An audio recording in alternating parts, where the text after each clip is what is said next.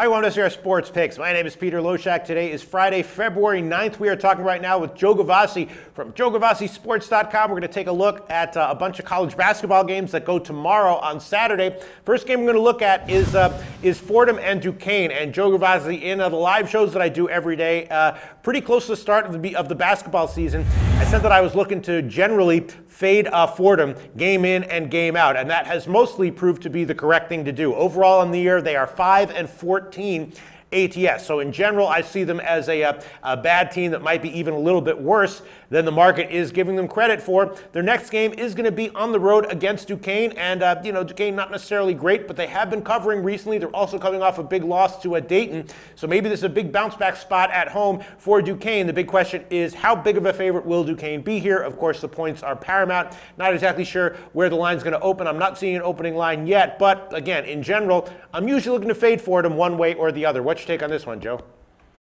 You're right on track here with this one, Pete.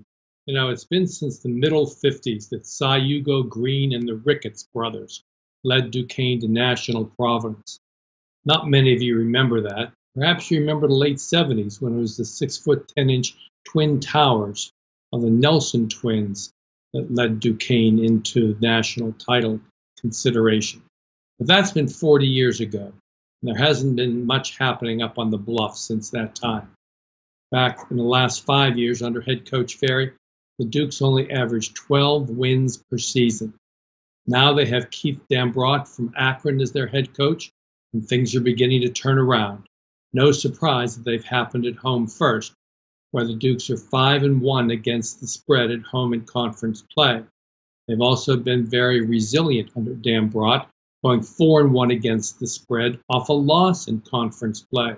And they will be highly motivated to do that after they played one of their worst halves of the season and ended up losing by 15 at Dayton on Wednesday night. Now, in the first meeting between these two, Duquesne owned the boards with a plus 24 net rebound margin. Not really surprising, because Fordham has one of the worst rebound margins in the nation at 9.6. It's a negative 9.6, of course. And even a blind hog finds an acorn. That's exactly what this lowly Fordham team did Wednesday night when they beat George Mason at home by 1 point.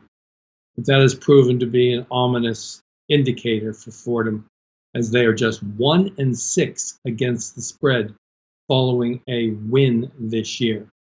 Traveling on the road has been even worse. This team averages just 62 points a game for the season and rarely knocks down a three-pointer. When they're on the road, every loss has been by 8 or more points. I think Duquesne's in a great bounce-back spot here.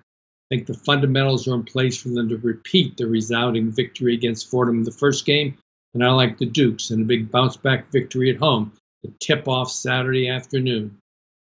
All right, that sounds good. My first thought is that I agree with that completely. Joe Gavazzi, especially an early game like that on Saturday on the road, feels like Fordham just might not show up here. We'll see what the line is when it opens very soon. Joe Gavazzi from JoeGavazziSports.com, looking to play on Duquesne. Tell us about your website, Joe Gavazzi Sports. JoeGavazziSports.com, and boy, the first thing you guys got to do there is to go there every day. They're already up there for Saturday. Find out who the undefeated homers are and who the winless roadsters are. They can be of great help to you every day in your handicapping. Thanks for watching, and good luck to you guys out there. Thanks, Joe. Hey guys, thanks for tuning in to our channel. Now, we've put a lot of work into producing all these free videos, so please help us out and keep all our content free for you forever by simply liking, sharing, commenting, and subscribing. Now, not to mention, a visit to our industry-leading website will warm the hearts of all our SBR employees, especially myself. Now, the links are over there to the left, so do check those out. Thanks for watching.